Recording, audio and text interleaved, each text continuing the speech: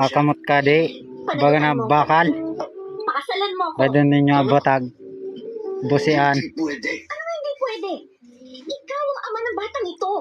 Kaya dapat lang ang panagutan mo. Nagsanay kasi ko Hindi sa ka ano, niya sa pwedeng Martial arm.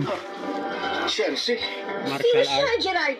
Kaya lang noon pa. May asawa ka? At ngayon, 3 taon na kaming kasal. itong matigas na saging, Niloko ka rin ng asawa ko. Tingnan niyo, Katulad tingnan niyo. ng iba.